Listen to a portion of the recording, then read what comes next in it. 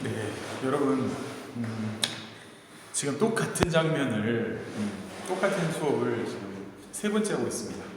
처음은 이렇게 녹음이 안 돼가지고 다시 찍었고, 한 번은 전 이유를 잘 모르겠어요. 이유를 잘 모르겠는데, 여기가 잘려가지고, 이쪽이 좀 잘려가지고, 이 글자가 좀 안 나오는 거예요. 그래서 다시 찍고 있습니다. 네.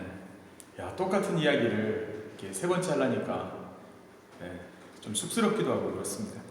지난번에 이어서 오늘은 국내의 민족운동 두 번째 시간, 사회운동하고 다양한 사회운동, 뭐 청년운동, 소년운동, 뭐 노동운동, 농민운동, 여성운동, 그다음에 형평운동까지. 형평운동은 조금 생소하니까 여러분들이 좀 알아주시면 좋겠고, 그리고 우리가 일제강점기 36년을 보냈잖아요. 근데 우리 역사와 우리 말을, 우리 글을 지켜냈잖아요. 이게 다른 식민지를 겪었던 다른 나라에서는 좀 보기 드문 경우입니다. 그런 민족 문화를 지키고자 하는 그런 노력들에 대해서 좀 공부해 볼까 합니다. 이게 시험의 출제 빈도는 그렇게 높지 않아요. 그런데도 이 부분은 우리가 꼭 그렇게 해서 공부하는 건 아니잖아요. 이 부분은 좀 여러분들이 반드시 알아주셨으면 좋겠다 생각합니다. 세 번째 녹화 시작합니다. 다양한 사회운동과 민족문화 수호를 위한 노력. 그러니까 교과서는 298쪽에서 307쪽까지 되겠습니다. 네. 볼까요? 먼저 학습 목표 봅시다. 오늘은 1920년대, 30년대, 그러니까는 3.1운동이 끝난 이후에 우리 이 한반도에서 있었던 사회운동에 대해서 봅니다. 60만세 운동, 중요하죠. 1926년에 벌어졌던 60만세 운동. 3.1운동 7년 뒤죠. 그러니까 꺼져가던 이 독립운동에 대한 열기를 다시 불씨를 되살린 사건이라고 보면 되겠습니다. 3.1운동이 좌절되고 뭐 대한민국 임시정부도 사실상 와야 되잖아요. 그 과정에서 일어나는 사건이기 때문에 굉장히 의미가 있다. 그리고 그로부터 3년 뒤에 일어난 1929년 광주학생 항일운동, 그거 되게 중요하죠. 3.1운동 이후에 최대의 민족운동이다라고 평가를 받고 있죠. 또 이 지역에서 일어난 거잖아요. 근데 이 두 운동은 청년들이 주도했다라는 점. 그 다음에 농민운동의 암태도 수작쟁이, 여기도 목포 가깝죠. 암태도 수작쟁이, 노동운동에는 원산 총파업. 뭐 이 연도가 그닥 중요하진 않겠습니다만 원산 총파업은 1929년에 벌어졌거든요. 그러니까 이런 연도가 1920년대죠. 그리고 형평운동은 조금 이따 다시 한번 강조하겠습니다만 백정의 신분해방운동으로 경남 진주에서 시작됐다. 그 서울 중심성이 당시는 좀 적었던 모양이에요. 그러니까 뭐 국채보상운동, 1907년 국채보상운동 어디서 일어납니까? 대구. 물산 장려운동은 평양. 그렇죠? 형평운동은 진주에서 시작됩니다. 이런 사회운동의 좀 얼개를 좀 알아두시고, 역시 민족문화 수요를 위한 노력에서는 국어 부분과 역사 부분을 들 수 있겠습니다. 그게 국어 부분의 조선어 연구회 1921년에 만들어졌고, 그것이 이제 이름이 바뀐 거죠. 1931년에 조선어학회로 바뀌는데, 우리 글과 말을 지켜낸 가장 중요한, 저는 어떻게 보면 일제강점기 때 이만큼 중요한 단체가 있었는가, 그렇게 생각합니다. 1942년에 조선어학회 사건이라고 이제 일제총독부에 의해서 강제 해산되긴 합니다만, 이렇게 우리는 눈물겹게 우리 글과 우리 말을 지켜냈다는 점 강조드리고, 역사연구에서는 역시 민족주의사학과 사회경제사학, 실증사학 이런 부분으로 일제강점기의 역사연구가 계속되는데, 그 중에 민족주의사학이 뭐 시험에는 요거만 나오겠지요. 이대 대통령 박은식 선생하고 단지 신채호 선생 관련된 내용이 나올 텐데, 우리는 오늘 여러분하고는 요거 조금 이따가 좀 강조드리려고 해요. 일제의 식민사관에 맞서서 이 세계사적 발전 법칙에 따라서 조선의 역사도 그렇게 전개되었다는 것을 논증한 사람, 백남훈 선생. 이 백남훈 선생의 사회경제사학은 당시에는 가장 주목을 받았던 학문인데 역사학인데 이제 이 우리나라 교과서에서는 사실 사라졌지요. 왜냐하면 백남훈 선생이 해방뒤에 조금 이따 보여드리겠습니다. 해방뒤에 월북을 했죠. 그래서 북한 정권의 그 교육부 장관까지 역임했던 사람입니다. 교육상. 그래서 사실상 지워졌고요. 조금 이따 다루겠습니다. 실증사학은 진단학회.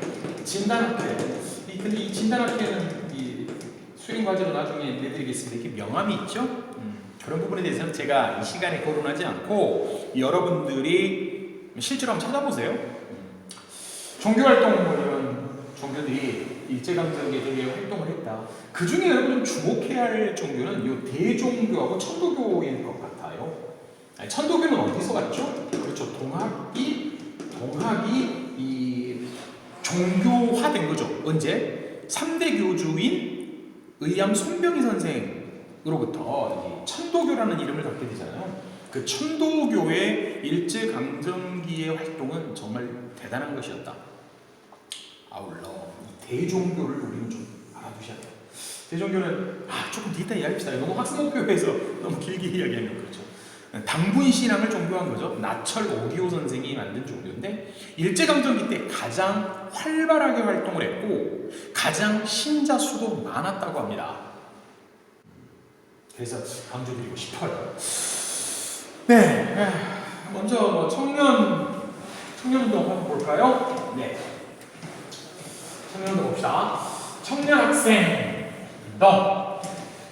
이거 지금 안 지워지네?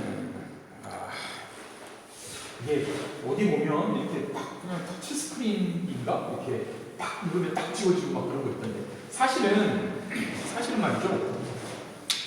사실은 그 태블릿 PC를 하나 샀거든요, 제가. 그래서 태블릿 PC로 이렇게 이게 이제 띄워놓고 노트 정리하면서 그 전자펜으로 이렇게 한번 수업을 또 이것도 녹화를 해봤어요. 근데 그 이제 시뮬레이션을 해봤는데 몇몇 친구들하고 그걸 보여주고 이렇게 효과 같은 것을 좀 봤어요. 그런데 얼굴이 나왔으면 좋겠다. 그러니까 실제로 이렇게 수업을 하는 것처럼 해야 나름대로 집중도가 있지. 그냥 띄워놓고 그냥 이렇게 하는 거, 노트 정리하는 것은 효과가 전혀 없다 이렇게 이야기를 하더라고요. 그래서 저는 그게 좀 편한데 그래서 이렇게 교실에서 여러분이 있는 교실에 여기 2학년 일반 교실인가? 교실에서 그냥 여러분 그냥 이 렌즈가 스마트폰 렌즈가 그냥 여러분 눈동자다 이렇게 생각하고 이 쇼를 하고 있는 거죠.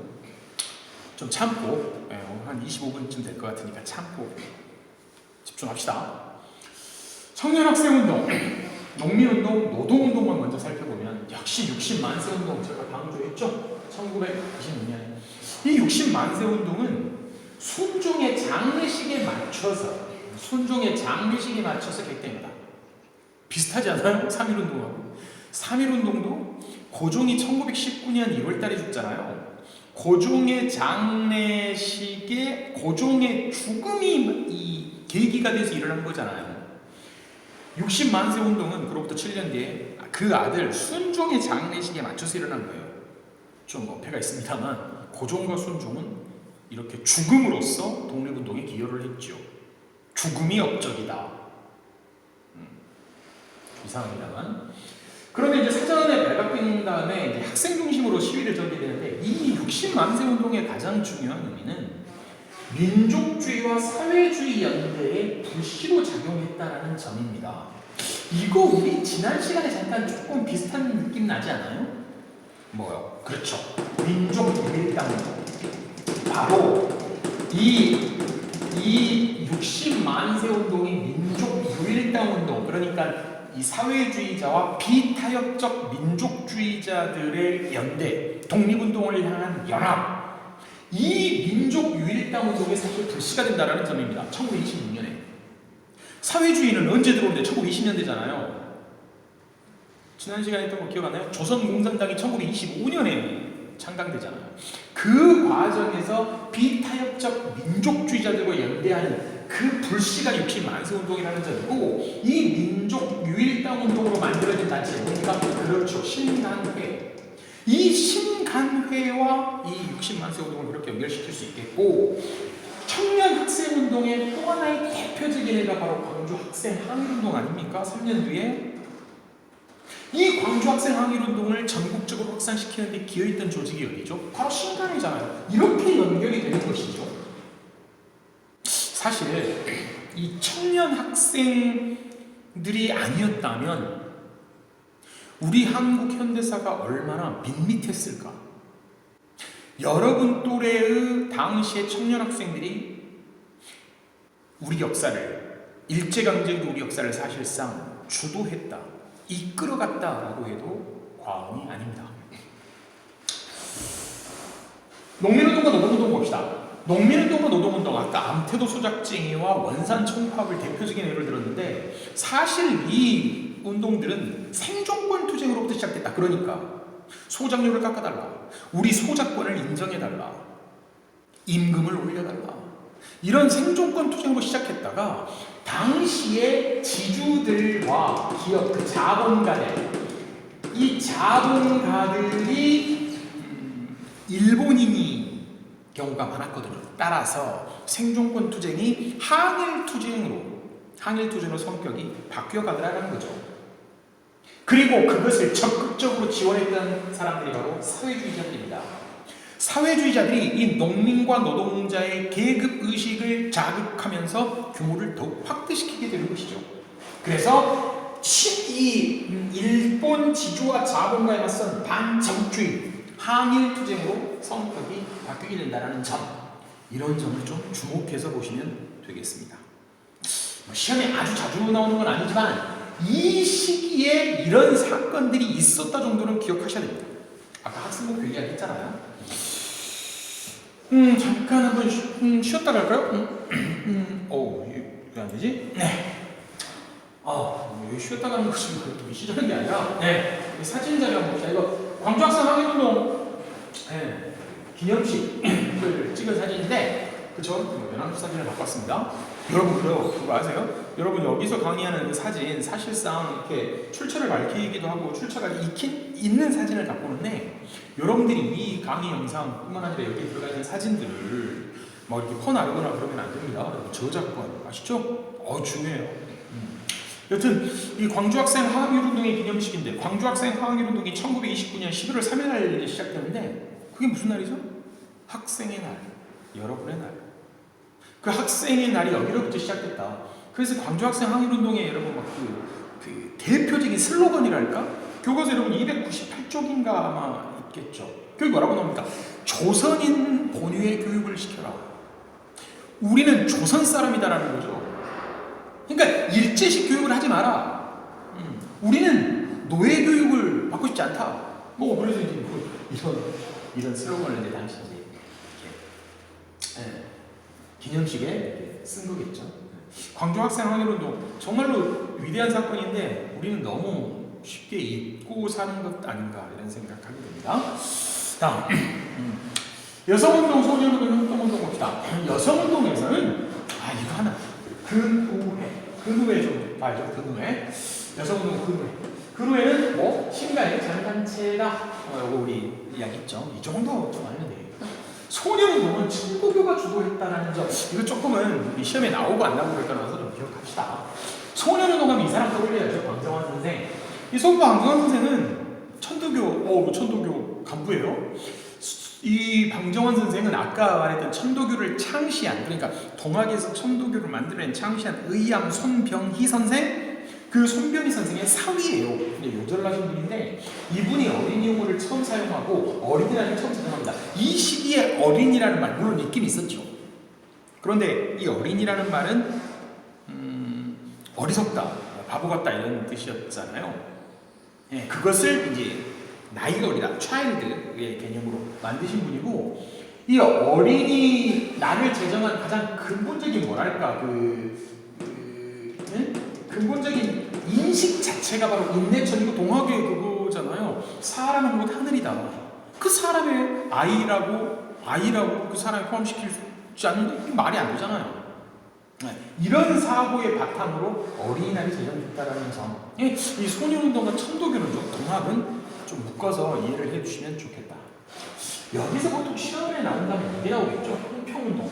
저울 현자에, 제가 수업 시간에 한자를 좀 많이 쓰는 편인데 지금 여러분한테 그렇지 않아도 지루한데 한자 이게 쓰면 여러분 욕할 것 같아서. 저울형자에 평평할 평자, 저울처럼 평평하다.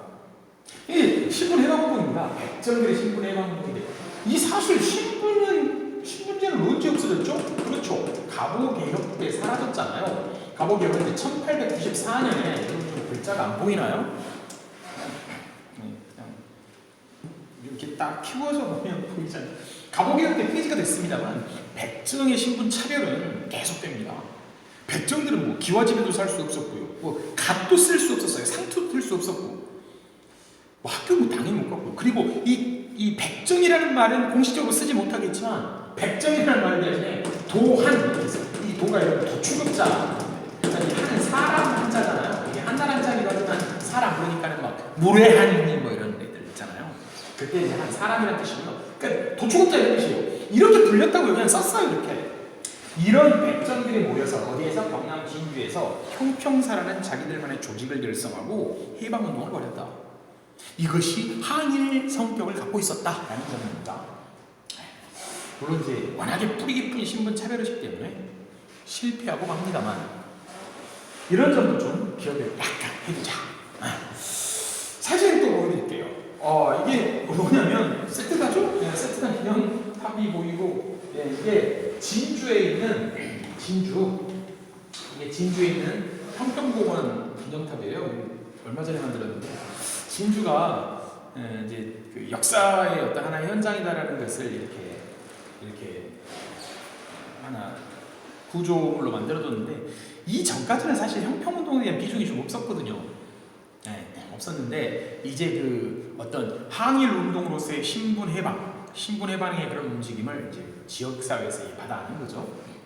이런 것들은 좀 많이 생겨나야 할 필요가 있다고 봅니다. 왜? 역사는 기억의 투쟁이잖아요. 기억. 우리가 이렇게 배우는 이유가 뭡니까? 기억하자는 거잖아요. 기억하지 않는 역사는 덕분이 된다. 그러니까 이런 기념물이 그런 기억을 돕고 있는 것이죠. 그래서 뭐 그렇게 세금 낭비다 이렇게 볼 건 아닌 것 같아요. 광주도 그렇잖아요. 광주에 뭐 5.18 관련된 것들도 많고 광주 학생 항일운동에 관련된 것들도 많고 기억을 계속 떠올리게 하는 하나의 그렇게 이제 동기를 부여하는 거죠. 다음 챕터로 넘어갑시다. 민족문화 수호를 위한 노력. 역시 이 부분은 국어하고 역사 이 두 부분이 가장 중요합니다. 국어와 역사. 우리 글을 지켜내기 위한 처절한 노력. 조선어 연구회와 조선어학회사, 조선어학회. 이들이 한글 맞춤법 통일안을 제정하고 우리말 큰 사전을 편찬했다. 우리말 큰 사전을 편찬한 사업을 우리는 뭐라고 해야 하냐면 당시에 말모의 사업이라고 했어요. 말을 모른단 말이에요. 이거 영화로 있었잖아요. 뭐 영화로 제작이 됐는데 이게 바로 이거죠. 그렇게 목숨을 걸고 지켜냈다고요. 근데 여기서 교과서에 안 나온 거 딱 하나 좀 서운한 거. 사실 이 조선어 연구회하고 조선어학회는 이 주시경 선생 들어보셨죠? 이 주시경 선생의 제자제사상 주도한 조직인데 이 주시경 선생의 대표적인 수제자가 김두봉이라는 분이 있어요. 김두봉이라는 분이 있는데 이분이 사실상 이 말모의 작업을 사실상 주도한 가장 대표적인 분인데 이분은 없어요. 이분은 교과서에 없어. 이름이 없고 이제 물론 뭐 위대하신 분이지만은 뭐 임경재 선생이나 장지영 선생이나 뭐 이런 분들이 교과서에 올라가 있거든요. 이 부분을 빼고 이분이 제일 중요한데 왜냐하면 이분이 이제 북한 최고인민회의 위원장 하셨던 분이죠. 그러니까 이분이 뭡니까? 북한 서열 권력 서열 2위. 그러니까 북한 정권에 뭐 여기서 월북한 사람이 아니라 그냥 중국에서 독립운동을 하시다가 북한 정권에 참여하신 분이라서 북한 정권에 가담했다는 것으로 이제 이걸 나머지를 지워버린 거죠. 좀 안타깝습니다. 그러니까 우리 역사, 뭐 북한도 마찬가지입니다만 우리 역사가 이렇게 반쪽이라는 점은 좀 뭐랄까요? 우리가 이 분단의 모순을 극복해야 되는 이유 중에 하나가 아닐까 이렇게 생각합니다. 역사 연구에 있어서는 역시 민족주의 사학과 오늘 사회경제 사학을 주로 보겠습니다. 민족주의 사학의 그 혼을 강조했던 박은식 선생, 어를 중시했던 정인보 선생, 그리고 뭐 단지 신청 선생이냐고 여러분 워낙 유명한 분이니까 그 여기서 뭐 시험 이야기를 하기가 좀 민망하긴 한데 시험에 나온다면 이 사람 나오죠. 이 사람 이분들이 나와요. 그러니까 이제 박은식이냐 신채호냐 그리고 이제 뭉뚱그려서 이분이 일제강점기 식민사학에 맞선 민족주의 사학자다. 민족주의 사학자라는 점을 이렇게 엮이기도 합니다. 뭐 워낙 유명한 분들입니다. 교과서에 보면 이게 303페이지인가요? 303페이지인가? 잘 기억이 안 나는데 303페이지인가 305페이지인가 여기에 이분들의 저서를 발췌한 내용 있잖아요. 그러니까 그 뭡니까? 그러니까 이렇게 탐구활동처럼 이렇게 지문으로 뽑아놨는데 그거 한번 읽어보셔야 돼요. 그러니까 그런 지문들을 올려놓고 이제 보통 문제가 나오거든요. 그러니까 외려 교과서의 서술보다는 그러한 그 탐구활동, 읽기 자료 이런 것에 여러분 좀 눈여겨보셔야 돼요. 여러분 지금 공부하시면서 밑에 교과서 있죠? 아, 교과서 아무것도 없이 그냥 얘만 켜놓고 그냥 멍 때리고 있으면 안 돼요. 움직여야 돼요.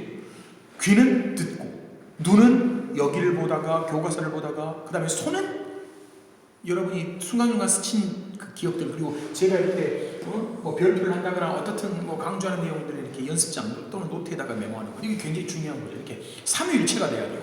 보고 듣고 쓰고 그것이 묶어져야 기억이 되거든요. 사회경제사의 백남훈 선생 아까 이야기했죠. 이 백남훈 선생도 아까 그 김도봉 선생하고 좀 비슷해요. 다만 백남훈 선생은 월북을 했죠. 백남훈 선생은 월북을 했어요. 그러니까 이분은 그 역사적 정통성을 북한에 둔 거죠. 그래서 월북을 해가지고 거기서 북한의 교육부 장관까지 했던 분, 교육상까지 역임하신 분이죠. 이분의 업적은 세계사적 보편적 발전 법칙에 또 우리나라 역사도 적용시켰다. 일본은요, 조선은 모자라다고 이야기했어요. 조선의 역사는 항상 타율적인 어떤 외부 자극에 의해서만 조선의 역사는 바뀌어왔다. 이게 뭡니까? 타율성론이잖아요. 그러니까 이 한반도는 대륙 세력과 해양 세력이 중간에 끼면서 해양 세력의 자극, 그다음에 대륙 세력의 자극, 이렇게 자극이 있어야만 발전되었다. 그렇게 있어야만 역사가 변했다. 이렇게 계속 주입했다고요. 또 정체성론. 조선의 역사는 고려 조선 계속 왕조는 바뀌었지만 그대로 그냥 봉건 시대에 머물러 있었다. 그것을 일제가 들어와서 바꿔줬다는 거죠. 이게 정체성론. 그다음에 뭐 당파성론 이런 거 있잖아요. 뭐예요?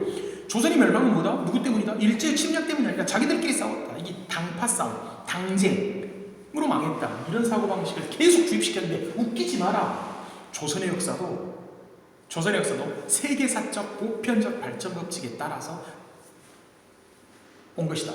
그러니까 원시 공산제 사회에서, 고대 노예제 사회에서, 중세 봉건제 사회에서, 근대 자본제 사회에서 사회주의, 공산주의 사회로 그렇게 5단계로 우리 역사도 차근차근 발전해 온 것이다. 물론 이게 이제 어떤 그런 공산주의라는 유물사관을 그냥 대입해서 그렇게 해석한 거죠. 그런 걸 논증하게 했던 분이에요. 근데 이 백남훈 선생도 물론 남쪽 사람이에요. 전라북도 고창 사람이고요. 아까 김두봉 이분도 부산 사람이에요. 그 당시에는 뭐 지역 이런 거는 뭐 의미가 없겠습니다만 좀 알아두십사 부탁을 드리고, 종교활동에서는 저는 대종교, 여러분 그 무장 독립투쟁에서 사실상 이끌었던 그런 종교가 대종교예요. 여러분 그 청산리전도 김좌진 장군은 대종교 신자예요. 그가 이끌었던 북로군정서라는 군부대 자체가 사실 대종교 집단입니다. 그럼 한일 무장투쟁에 성공했었던 종교인데 지금 대종교 신자들은 제가 한 번도 지금 살면서 한 번도 직접 뵌 적이 없습니다. 그만큼 교세가 아예 그냥 거의 사라져버렸다는 거죠. 그 이유를 잘 모르겠어요. 그만큼 이 대종교는 우리의 정통성에 있어서 가장 우리가 존중받아야 될 종교입니다. 단군을 모신 종교잖아요. 그리고 뭐 천도교, 송병희 선생으로 대표되는 천도교, 그리고 뭐 불교, 환용원 선생, 불교 아시죠? 조선불교 유신론, 환용원 선생, 당시 일제의 사찰령을 거부한. 참 이런 분들이 계시기 때문에 우리 역사를 자랑할 수 있는 거예요. 일제강점기 역사를 다 변절하고. 그럼 되겠어요. 뭐 천도교의 최림 같은 사람 변절하고, 그 다음에 뭐 천주교의 노기남주교 같은 다 변절하고 뭐 비행기 갖다 바치고 그랬잖아요. 전 그런 사람들이 있어서 얼마나 좀 수치스럽겠어요. 그러나 이러한 한용운 선생이나 대종교의 그 나철 오기호 선생, 뭐 김좌진 장군 이런 분들이 계시기 때문에 우리의 일제강점기에 우리의 입이, 우리 이 스피커가 이렇게 커질 수 있는 거 아닙니까? 우리의 독립운동은 세계 어디에 내놔도 정말 자랑할 만하다. 이야기할 수 있어요. 또 한 번 사진을 잠깐 볼까요? 아이고, 이렇게 박인식 선생님, 예, 사진 갖고 왔고요. 박인식 선생님, 정말 위대하신 분이죠. 네. 아유, 황해도 분이에요. 황해도 우리나라에서 그런 거 있잖아요. 이렇게 가장 선진문물을 빨리 받아들인 곳이 황해도잖아요. 그죠? 이제 지리적 여건 때문에. 그래서 뭐 100번 김구 선생 황해도 분이잖아요. 그죠? 뭐 돈 안 준 거예요. 이토록 위적한 황해도 분이 황해도 분입니다. 네. 당시 그래서 황해도가 개신교 신자들이 가장 많았다고 하죠. 오른쪽 사진은 백남우 선생 이분인데 백남우 선생님을 좀 바꿔봤어요. 여기가 지금 위에 보이는 이 사진이 백남우 선생 고향집이에요. 이렇게 거의 퇴락해버렸고요. 얼마 전에 제가 한번 다녀왔는데 백남우 선생님 선생 고향집을 가던 그 지역 주민들이 백남우에 대해서 몰라요. 거의 그냥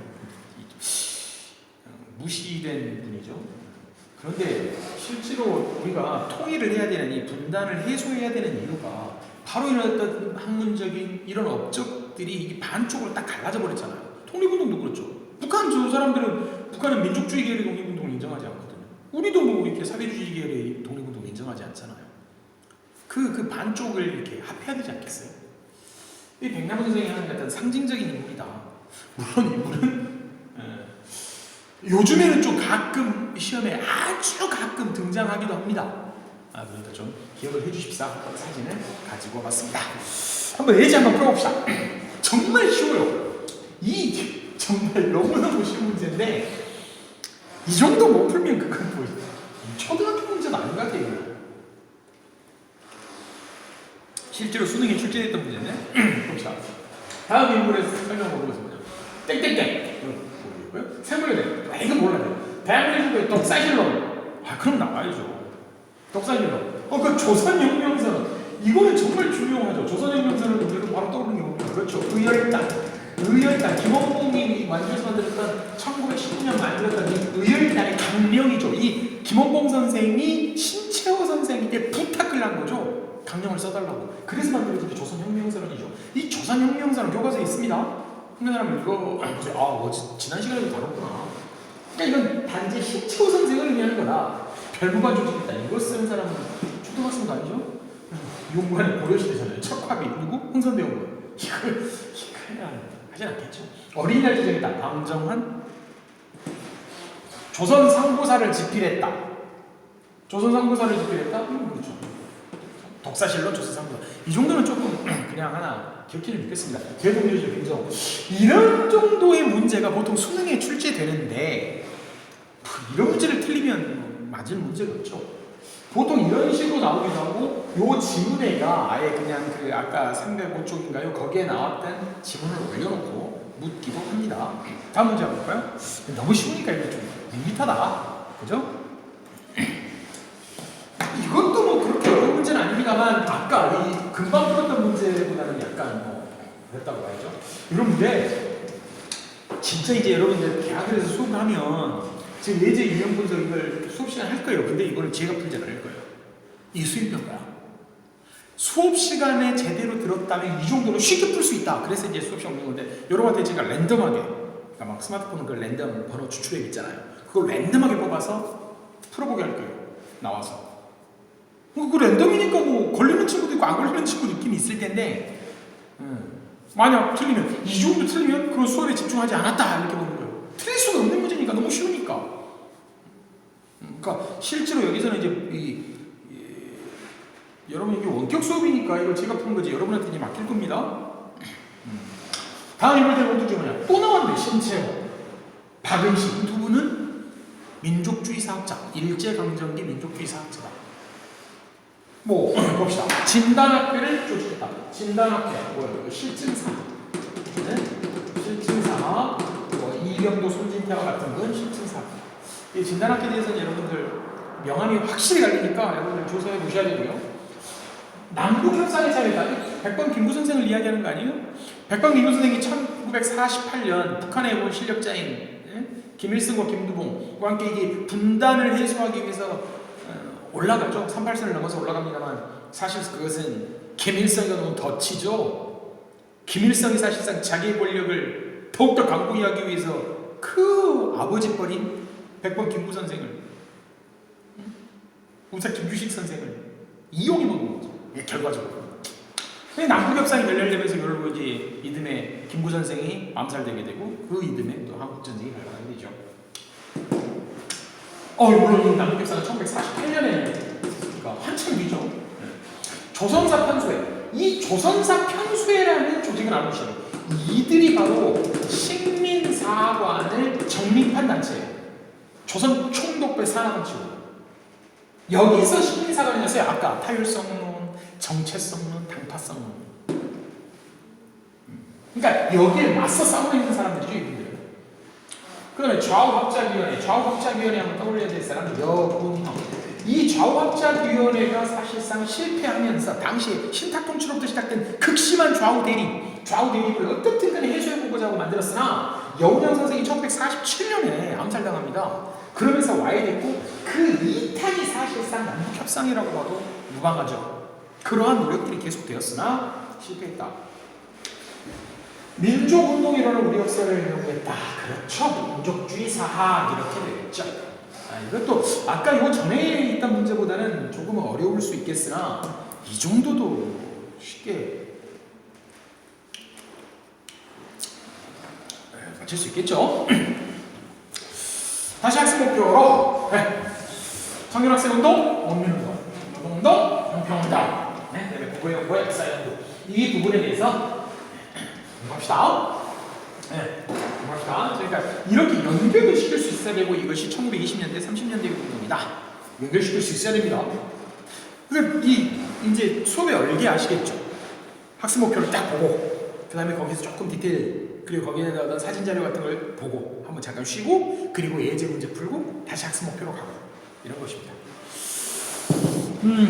자율수행과제 이야기했지만 자율수행과제 여러분 한 학기 한 번씩은 3분에서 5분 내로 여러분이 발표를 해야 되는데 이것도 이제 수행평가를 반영하겠습니다. 물론 지금 이제 코로나 사태로 모두가 다 발표할 시간이 좀 없을 수는 있어요. 없을 수는 있으나 최대한 수업 중에 한번 여러분들 이 단위에서 한번 만날 수 있도록 하겠습니다. 형평운동의 전개과정과 실패 이유 그리고 여러분이 당시에 형평운동에 참여했다면 이 실패를 반면 교사 삼아서 나는 어떻게 해야 할 것인가 한번 정리해보고요. 뭐 이걸 선택해서 하셔도 되고 계속 나오니까 여러분이 마음에 드는 아무나 선택하면 됩니다. 일제강점기 시도수가 가장 많은 나왔던 대종교. 이 대종교가 지금 해방 뒤에 거의 지금 자취를 감추게 된 이유가 과연 뭘까? 이런 거 한번 찾아보세요. 뭐 교과서 이런 데는 없으니까요. 뭐 네이버 지식 선생님 이런 거 글쎄요, 이건 완전 그런 데도 안 나올 거예요. 그러니까 여러분의 생각을 한번 정리해보시고 일제강